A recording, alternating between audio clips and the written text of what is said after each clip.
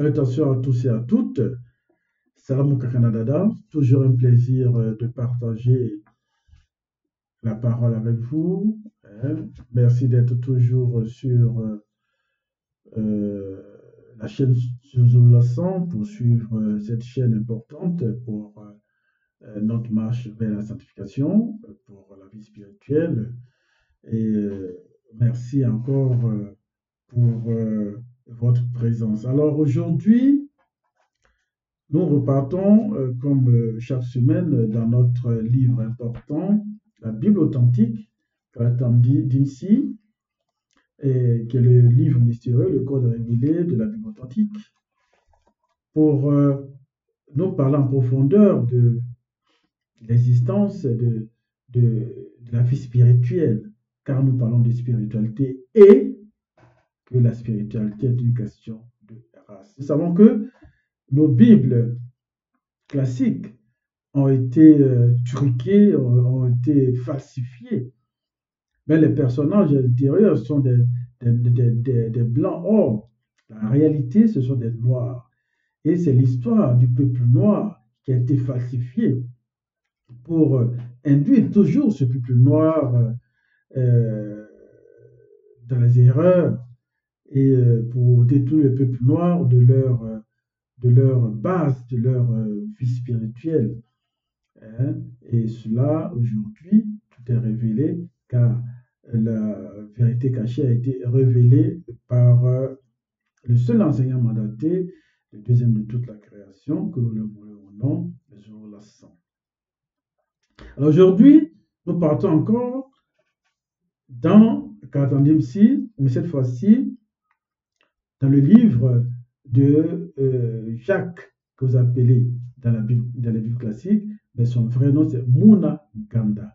Muna Nganda, dans le livre mystérieux. Alors, nous allons partir dans le livre mystérieux, dans le livre de Muna Nganda, qui est l'appel à la conscience connue, au chapitre 3, on parcourir du verset 1 au verset 12. Alors, le titre de ce que nous allons parcourir, c'est la parole. La parole. Alors, frères et sœurs, si je vous demandais aujourd'hui quel est le plus petit membre de notre corps qui est la cause de maladresse, ou bien qui est la cause, mais qui cause le plus de dégâts à notre vie. Donc, quel est le plus petit membre de notre corps qui cause le plus de dégâts? Beaucoup penseront naturellement au cœur, ou à l'œil, ou à l'oreille, aux yeux. Mais Muna Nganda nous dit, c'est la langue. La langue. Parce qu'avec quelques mots, on peut faire rire ou faire pleurer. Avec quelques mots, de la parole, de la bouche, on peut donner vie et on peut même donner la mort. Un, je t'aime, peut guérir une blessure profonde. Mais aussi, un, tu ne vaux rien, peut briser un destin. La parole. Alors voilà pourquoi Muna Nganda nous dit, voilà pourquoi Muna Nganda nous appelle à cette conscience. La conscience que nous devons apprendre à mesurer la puissance de nos paroles. Comme je l'ai dit, nous allons parcourir verset par verset pour comprendre ce que l'Aube, par la manifestation de sa grâce, nous enseigne par son verbe sur la parole. Nous allons parler d'un sujet qui touche chacun d'entre nous, notre quotidien, la parole. Nous parlons toujours tous les jours que le loi manifeste. Partout, dans nos maisons, dans nos assemblées, dans notre travail, dans la rue. Mais savons-nous vraiment la puissance qui se cache dans nos paroles? Savons-nous vraiment la puissance qui se cache dans nos paroles? Car Monaganda nous interpelle à ce sujet. De la même bouche sort la bénédiction, de la même bouche sort aussi la malédiction.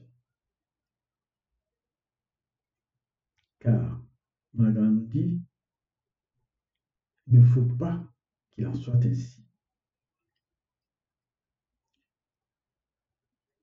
Alors, je repose encore une question. Qu'est-ce qui sort de notre bouche chaque jour? Qu'est-ce qui sort de notre bouche chaque jour? Et Monaganda nous dit au verset 1. Ne soyez pas nombreux à vouloir devenir des enseignants, car, virgule, vous le savez, mes frères et sœurs, celui qui enseigne doit toujours être sous l'inspiration du maudit. Dans le cas contraire, il sera châtié plus sévèrement. Et c'est récit, c'est dans la Bible authentique, vraie et véritable, sans erreur ni contradiction. Il nous dit, mes frères et sœurs, celui qui enseigne doit toujours être sous l'inspiration du maudit. Et oui, enseigner est une responsabilité lourde. C'est une grande responsabilité. Parce que quand tu ouvres ta bouche pour enseigner, pour guider les autres, tes paroles deviennent semences.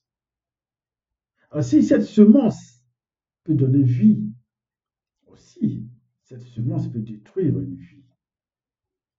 Si elle est mauvaise, si elle n'est pas correcte, si elle n'est pas bonne. Prenons l'exemple d'un professeur. Un professeur à l'école qui enseigne une mauvaise formule de calcul. Évidemment, toute la classe fera des erreurs aux examens. De la même manière, celui qui enseigne sans le maudit entraîne les autres dans l'égarement. C'est ce que Monaganda nous dit. Et dans le cas contraire, il sera châtié plus sévèrement. En parlant de l'enseignant. Verset 2. Plusieurs, en effet, commettent des écarts. Abus, erreurs, aberrations, doutes, égarements, déviations. Si quelqu'un ne commet pas d'écart quand il parle, c'est un homme parfait, capable de maîtriser son corps tout entier. En parenthèse, ne pas se laisser entraîner vers la perdition. Ça, c'est ce que nous dit le verset 2. Si quelqu'un ne bronche pas en parlant, c'est un homme parfait. Il est capable de tenir tout son corps en bride. Car celui qui contrôle sa langue contrôle aussi sa vie. Une personne peut être douce, calme, polie en public, mais quand cette personne est provoquée, qu'on provoque cette personne, alors sa bouche devient une arme. Alors si tu ne contrôles pas en ce moment-là ta bouche, c'est ta bouche qui va contrôler ta vie. C'est pour cela que je maîtriser sa parole, maîtriser sa bouche, est chose importante dans notre existence. Verset 3. Si nous mettons un frein dans la bouche des chevaux pour qu'ils nous obéissent, nous dirigeons aussi leur corps tout entier. Voilà la force du cheval, hein?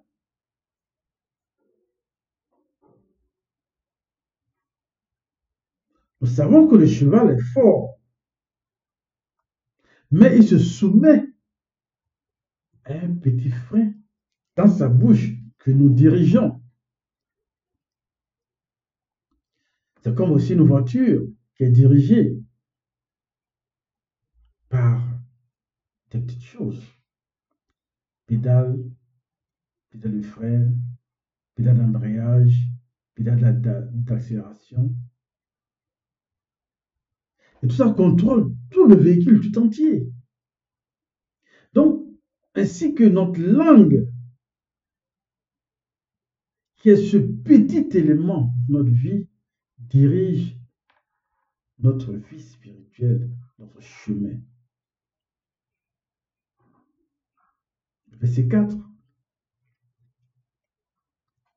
Regarde, a dit, voici même les navires qui sont si grands et que poussent des vents impétueux sont dirigés par un très petit gouvernail, en parenthèse, ensemble de mécanismes de direction du bateau. Et tout cela au gré du pilote. Voyons, les navires sont si grands, poussés par des vents impétueux, comme Monagas nous dit, sont conduits par un petit gouvernail. Le gouvernail est un petit, tellement petit, mais sa puissance est forte. C'est ce gouvernail qui décide de la direction du navire. Même dans un avion, ce sont des petites commandes qui orientent des tonnes de métal. De même, une petite parole peut orienter, peut détruire une vie, une famille, un mariage, un ministère, un monde, un pays. Un dirigeant d'un pays qui manipule mal sa bouche, sa parole, peut causer de grands dégâts. Verset 5. Il en va de même pour la parole qui sort de l'homme. Elle est insignifiante si elle n'est pas inspirée par le maudit. Mais l'homme se vante par elle de grandes choses. Ne suffit-il pas d'un petit feu pour incendier une vaste forêt? La question nous est posée par Munaganda. Et de même, la langue est un petit membre, même étant petit membre, se vante de grandes choses. Je dis, vous voyez comme un petit feu peut embraser une grande forêt. Une étincelle peut détruire une ville entière. Une rumeur lancée sur quelqu'un peut détruire sa carrière, sa personnalité, sa vie, son mariage. Même diviser une assemblée, même envoyer des troupes d'un pays. Et pourtant, ce n'était qu'une parole. La parole est une chose puissante et dangereuse. Et Bonagranda, dans son livre, appelle la conscience connue, nous fait prendre conscience de cela. La puissance de la parole. Verset 6. Eh bien, la parole est pareille à un feu. Elle est issue de la manifestation de la pensée de l'homme et elle le souille tout entier. L'âme, par la parole, met le tourment dans toute notre vie, de la naissance jusqu'à la mort. Ce tourment vient du lieu de tourment de votre pensée, issu de votre âme. La langue est un feu, elle souille tout le corps et enflamme cours de notre vie. La langue mal utilisée peut détruire toute une destinée. Ça peut détruire toute une destinée. Prenons le cas d'un enfant, un parent qui dit toujours à son enfant, tu n'es bon à rien. Cela sème un feu dans le cœur de l'enfant. Cet enfant grandit avec ce poids, avec cette parole que son père a prononcée, qui n'est bon à rien. Et cela peut détruire entièrement toute sa vie. Et sa vie sera impactée, marquée par cette parole sortie de la bouche de son père ou de sa mère. Verset 7. Toutes les espèces de bêtes, d'oiseaux, de reptiles et d'animaux marins peuvent être domptés et ont été domptés par moto, y compris Sangwa Gonga Gando, Béhémonte, et Ekokota Gonga Gando, grand dragon Léviathan.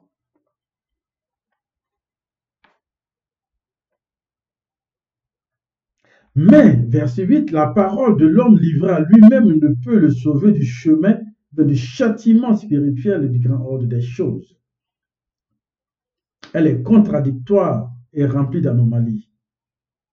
Elle est un instrument utilisé pour donner une sentence de mort.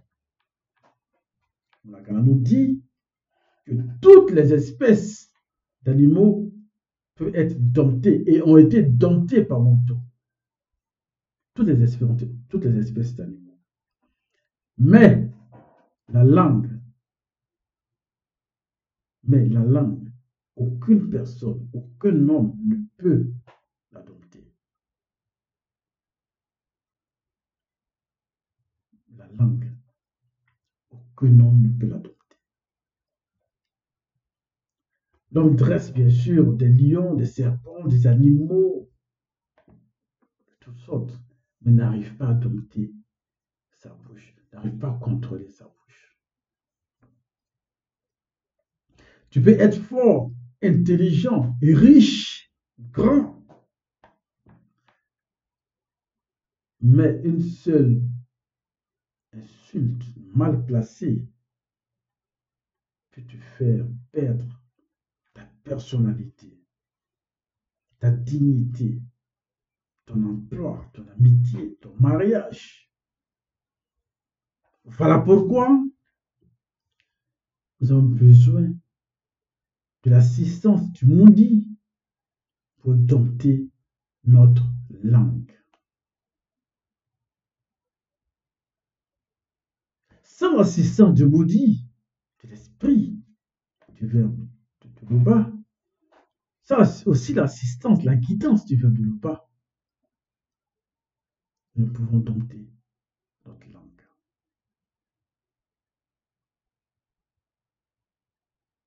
Il faut dire, à toute notre existence, notre vie, nous laissons notre vie être contrôlée par le verbe de Loba. Verset 9. Par elle, vous l'utilisez pour louer Loba, et par elle, vous maudissez les hommes. Par elle, nous bénissons, nous glorifions, nous chantons. Et par elle, nous maudissons les hommes, qui sont aussi faits à l'image, nous sommes tous faits de l'image de Loba, par la manifestation de son verbe.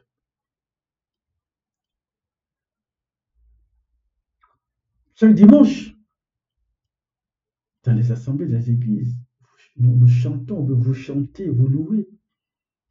Et dès le lundi, cette même bouche qui a chanté, qui a loué, maudit. Est-ce que cela est normal? Cela ne doit pas être ainsi, selon ce que nous dit Mouna Ganda. Verset 10. De la même bouche sortent la bénédiction et la malédiction selon le visible. Il ne faut pas, mes frères et sœurs, qu'il en soit ainsi. De la même bouche soit bénédiction et malédiction.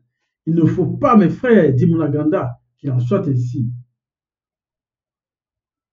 C'est pas normal.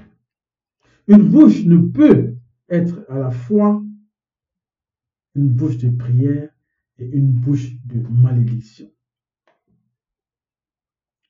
Monaganda nous le déconseille. Et Monaganda nous dit, cela ne doit pas se faire. Verset 11. La source sacrée fait jaillir.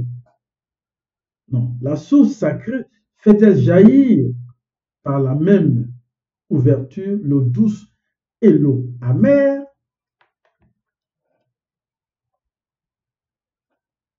La source sacrée fait-elle jaillir par la même ouverture l'eau douce et l'eau amère? Une source fait-elle jaillir de la même ouverture l'eau douce et l'eau amère? C'est impossible dans cette nature qui est la création de l'eau par la manifestation de son verbe.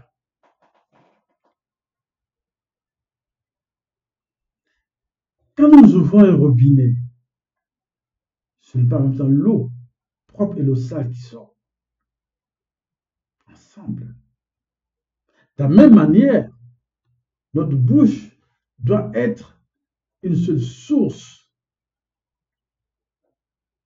une source d'eau pure seulement, une source de paroles pures, une source de paroles claires, une source de paroles d'amour, source de bénédiction, pas de malédiction. Verset 12. Et mes frères et sœurs, peut-il produire naturellement des avocats? La source sacrée doit seulement produire de l'eau douce. C'est profond cela. Parce qu'un figuier peut-il, est-ce qu'un figuier peut produire des olives? Une vigne, des figues? Un arbre ne peut donner que le fruit de sa nature. Un manguier ne produit naturellement que des mangues. Un avocatier, des avocats. Si notre cœur appartient vraiment, que nous aimons le bas, nos paroles alors doivent produire le fruit de la manifestation de la grâce du Verbe de l'Oba, seul créateur vrai et véritable, frères et sœurs. Nous avons vu cela. Et Monaganda nous appelle à cette conscience. C'est vrai que la langue est petite, elle dirige toute notre vie comme un gouvernail ou un frein. La langue est un feu. Elle peut réchauffer ou détruire. La langue est une source. Elle doit donner une seule eau. En un mot, une bénédiction et non une contradiction. Alors, posons-nous une question. Que produit notre bouche chaque jour? Est-ce qu'elle conduit? Est-ce qu'elle construit? Est-ce qu'elle construit ou est-ce qu'elle détruit? Est-ce qu'elle bénit ou est-ce qu'elle maudit?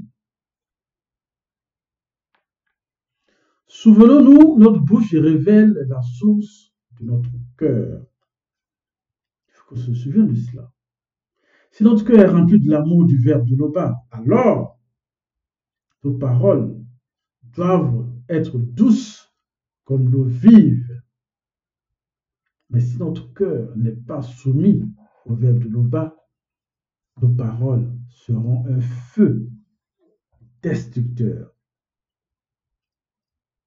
Aujourd'hui, faisons le choix ensemble. Remettons notre langue, notre bouche au verbe de l'Oba, au Moudi, pour qu'à partir de maintenant, chaque mot qui sort de notre bouche, chaque parole qui sort de notre bouche, de nos lèvres, soit semence de vie, semence de paix, de lumière pour notre génération.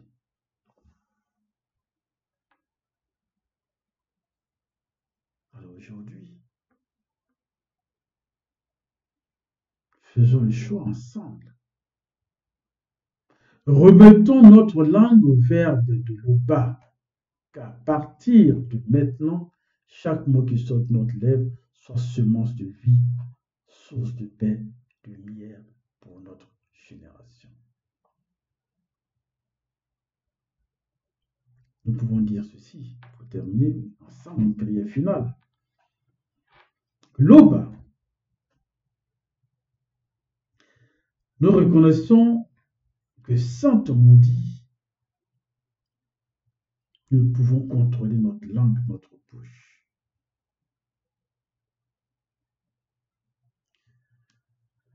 Fais de nos lèvres des instruments de paix, des instruments d'amour et de vérité. Que nos paroles bénissent et n'empoisonnent plus, ne maudissent plus. Et que la manifestation de ta grâce nous accompagne chaque jour que tu manifestes. Pour que chaque parole qui sort de notre bouche soit une parole de paix, de vérité, d'amour. Frères et sœurs, c'était l'exhortation du jour.